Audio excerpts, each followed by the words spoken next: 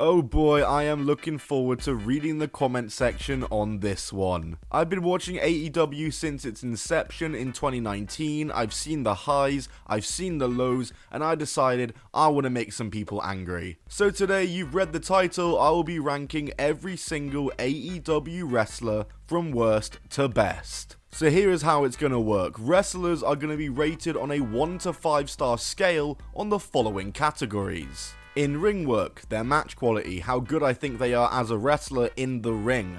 Star quality, this takes into account how much of a star I believe them to be and or how much potential I think they have for them to be a star. Mic work, that's pretty self-explanatory. I'll rate how moved I am by them on the mic and how well they can talk and promo. And then there's a final slot for my opinion, just my personal rating and a true look into my thoughts and favourites and least favourites in All Elite Wrestling. Each score per category will combine to make an overall score out of 20, and wrestlers will all be ranked based on their overall score, but in the event of a tie, in-ring rating will be used as the tiebreaker. Then if that's a tie, it'll be star quality, then microphone, then opinion, then if all ratings are the same somehow, I'll simply just choose. Any wrestlers who are in a tag team together and have the same score will be ranked together, and this list is eligible for anyone on the AEW roster page on the AEW website, as well as MXM and Billy Starks, who I've added on, for a total of 150 entries on this list. I've mostly tried to keep it based on people's AEW careers, but I do also have to take into account work they've done in other companies that I'm familiar with. Keyword, familiar with. There's a few people on here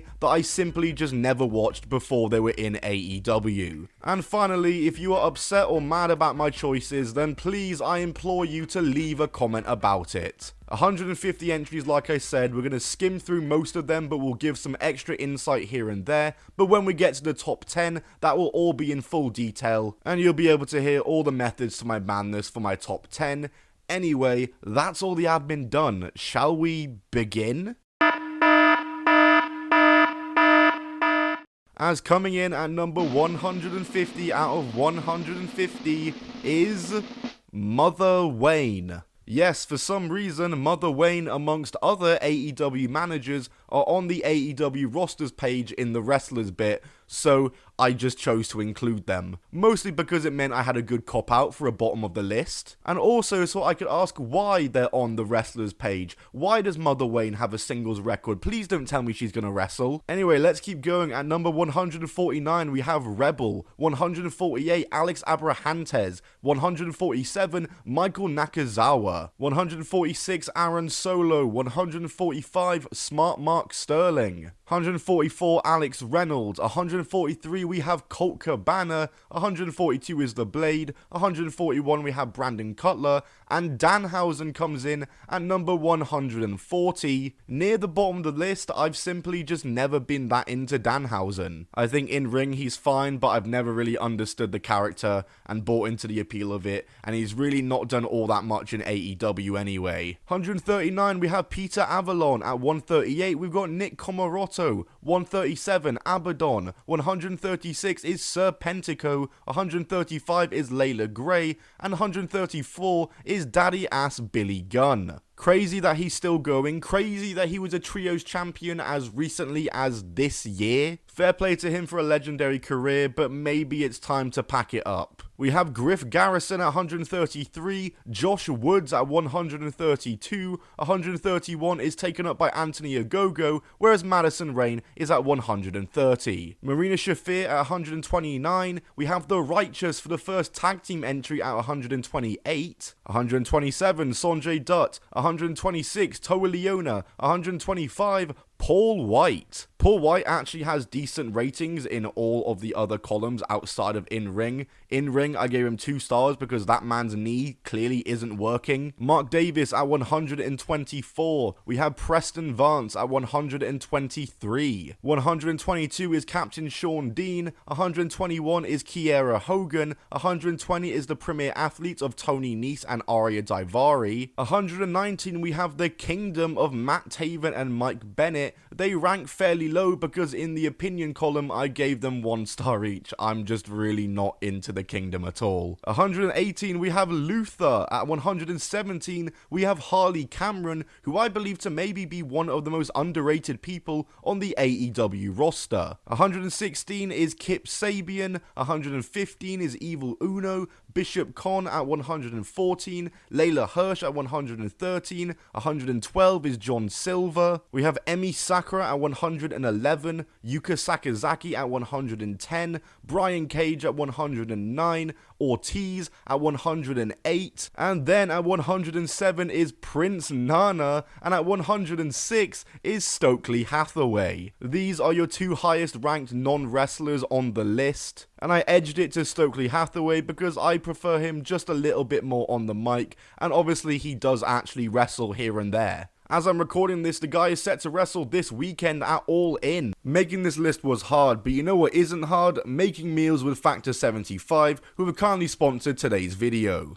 With Factor 75, you can get chef-prepared meals on the table in 2 minutes with Factor's ready-to-eat meals, so you can get right back to soaking in that summer sun. But maybe you're looking for something more gourmet? Well, Factor 75 lets you try meals that feature premium ingredients like filet mignon, shrimp, truffle butter, broccolini, and more. Factor meals eliminate the hassles of prepping, cooking, or cleaning up. Simply heat up and savor the good stuff. And as a wrestling fan, Factor 75 is perfect for me because while I'm watching pay-per-views, it means I can quickly just have a meal ready and sorted in just mere moments without having to miss any of the show or fall to the takeaway trap. Thank you Factor 75 for sponsoring today's video. If you use my link in the description, you can get 50% off your first Factor box, as well as 20% off your next month of orders. Get yourself some good grub and help support the channel. Anyway, back to the list. Penelope Ford at 105, Action Andretti at 104, we have The Butcher at 103,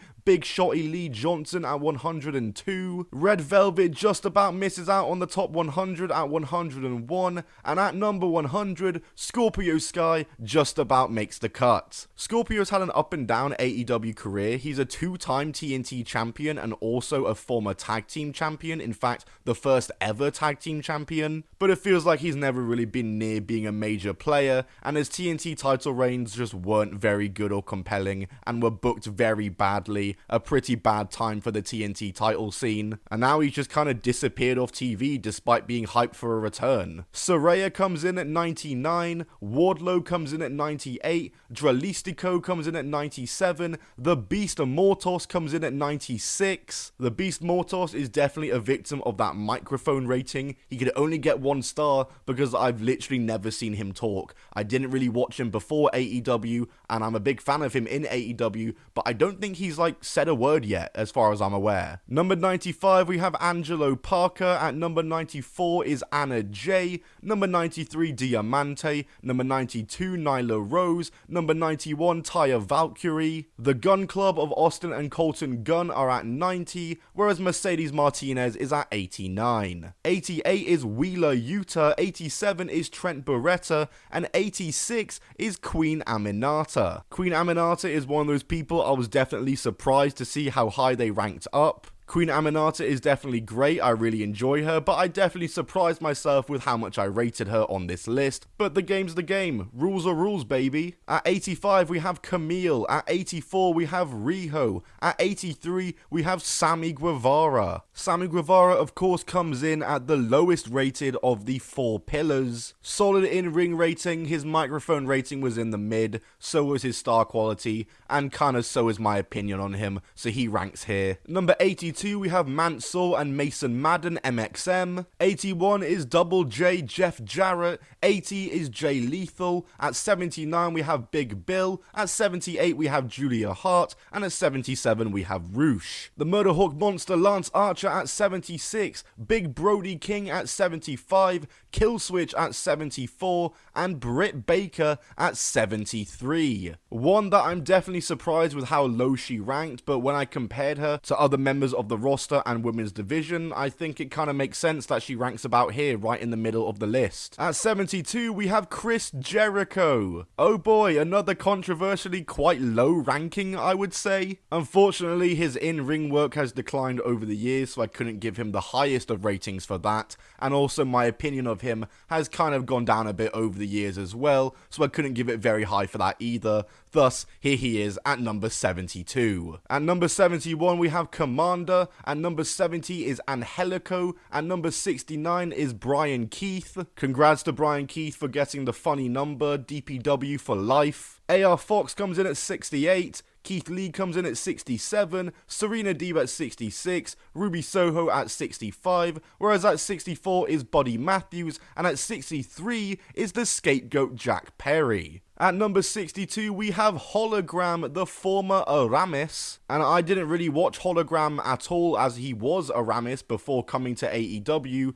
and he ranks this high on the list because I am simply that invested so far in his AEW run. He's got a low mic rating, obviously, because he hasn't spoken in AEW yet, but he's got very high in-ring, star quality, and opinion ratings that give him the 62nd spot on this list, a very surprisingly high rating. Number 61 is Bandido, number 60 is Sky Blue, at 59 we've got Matt Menard, at 58 we've got Sexy Chucky T, Chuck Taylor, at 57 is Dustin Rhodes, 56 The Acclaimed, 55 Matt Sydal, 54 Top Flight, number 53 Penta El Zero Miedo, number 52 is Billy Starks, number 51 is Kota Ibushi, who I didn't even realize was still technically an AEW wrestler. His AEW run kind of less than uninspiring so far for what it's been, but I am aware that he is an elite in-ring worker and has been before AEW. Just about making the top 50 is Nick Wayne, Hikaru Shida comes in at 49,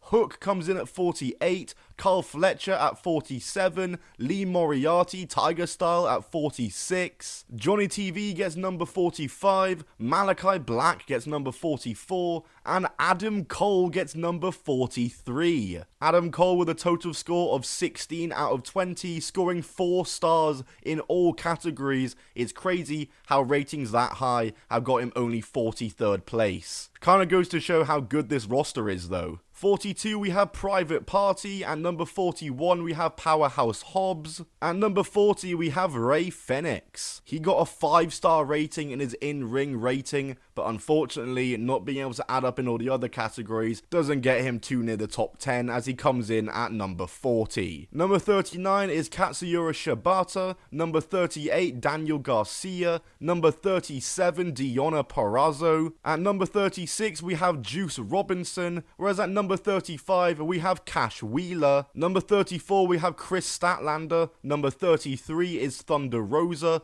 number 32 Claudio Castagnoli, at number 31 we have Mariah May, at number 30 we have Orange Cassidy, who I already know I'm about to get so many comments saying he's way too high or he's way too low. A very divisive wrestler is Orange Cassidy. Number 29 we have Dax Harwood, number 28 we have Konosuke Takeshita, at number 27 we have Kazuchika Okada. Oh god, the comments for this one. You know how I said at the start I've not watched a lot of people before AEW? Well, I've never seen an Okada match outside of AEW and his old TNA run. Fun fact, I've watched about maybe one New Japan match, I think genuinely only one, and it was that Will Ospreay Ricochet match from all those years ago. I've genuinely just never got into or had the time to watch New Japan ever. Kazuchika Okada, he's a 5-star elite in-ring worker, but I've never seen him talk other than in his backstage segments with AEW, which I do think are funny, but I can't rank him too high compared to other mic workers on this roster. Number 26 is Kyle O'Reilly, number 25 is Switchblade Jay White, number 24 is Will Ospreay, another one I know is about to get some comments. I gave him 5-star in ring and in star quality, but I gave him 4-star on the microphone. I think he's very good, but not the perfect 5 stars just yet. When I look at everyone else on this list who has 5 stars on the mic, I don't think Will Ospreay belongs in that realm with them, as good as he is. Mark Briscoe comes in at 23, Ricky Starks at 22, Willow Nightingale at 21, and Miro makes the top 20 at the 20 spot. Tony Storm comes in at number 19, Eddie Kingston at number 18, Samoa Joe at number 17, and Sting at 16. Sting is still on the AEW roster page for some reason. I didn't know whether to include him or not, but I decided ultimately I had to. Ranking him was kinda hard. I couldn't give him a full 5 stars in ring work, obviously, but he's still got good ratings in every single category, so he comes in at number 16. Like I said, it was quite hard to figure out how to rank Sting. Number 15 we have Athena, at number 14 we have Jamie Hayter, at number 13 we have Roderick Strong, and at number 12 we have Darby Allin, who I found really difficult not including him in the top 10, but he just didn't have the rating to be able to make the top 10, and I unfortunately have to abide by my own rules. I'm a victim of my own game. At number 11, just missing out on the coveted top 10 spot, is Mercedes Moné. Mercedes Moné is the highest ranking female division member on this roster, and for my money, she's still one of the best wrestlers in the world today, and I know she gets a lot of hate and a lot of stick just because she left the WWE, whatever, cringe tribalism, but I will always rate Mercedes Moné, and I've actually really liked her AEW run so far. And just like that, we've made it into our top 10. Crazily enough, all 10 of these entries achieved the perfect 20 score, meaning I just had to rank all 10 of them by myself, which was so difficult. So please keep that in mind as I discuss this top 10, and let's go into vintage top 10 wrestling mode. At number 10, we have Maxwell Jacob Friedman, MJF, your former longest reigning and youngest AEW World Champion of all time. I hate to say it, but MJF nearly wasn't in the top 10. I nearly gave him 4 stars on his mic work because I've not enjoyed too much of his promos recently, but just last night, he cut an awesome promo alongside Ospreay, and he deserves that 5-star promo rating anyway for all the past work he's done. I think he's a solid in-ring worker, very good in the ring. In fact, I think he gets a lot of unwarranted criticism for his in-ring work, and while he does have the perfect score, I think out of all the 10 entries on this list, I just can't put him any higher than this, and again, this list was so hard to make. But MJF seems to be an AEW lifer, so if I ever did this list again down the road in a few years' time, maybe he'd rank a little higher. At number 9, we have Swerve Strickland, your current AEW World Champion. Swerve Strickland just simply hasn't been in AEW and on top in AEW long enough to be any higher on this list, but he still deserves the spot that he's in. Swerve Strickland is a star, he can talk, his in-ring work is brilliant, and the man is just radiating with aura and hits the gritty. What more can I say about him? Again, another guy similar to MJF, where give it a few more years, and I could easily see him being nearer to the top 5. I've loved his AEW World title reign so far, and this is being recorded before All In, and I believe is going to be posted on the day of All In, so whether he remains to be World Champion remains to be seen, but he comes in at number 9 on this list. Coming in at number 8, we have got the Young Bucks, who I already know just putting them on here is controversial for some reason.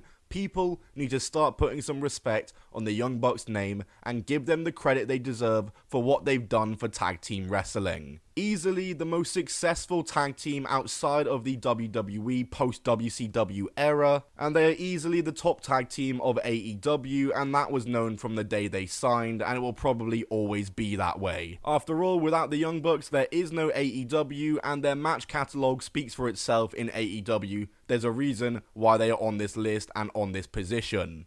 Coming in at number 7, though, is Adam Copeland. Adam Copeland is another guy I had a really hard time ranking because I really have to try and take into account stuff he's done before AEW, but also he's had a shorter run in AEW, and I'm trying to be more focused on AEW stuff. But ultimately, Adam Copeland achieved the coveted 20-star rating, and I think this is the highest I can bring myself to put him on this list. He's had a great AEW run so far though, even though it's been shorter than a lot of people on this list in the top 10. But I think everything he's done for the most part has been impactful. I enjoyed his feud with Christian from start to finish. He had a great TNT title reign, as short-lived as it was, and I look forward to seeing him when he's back. And if this AEW run is his final run in wrestling, then what a way to go out.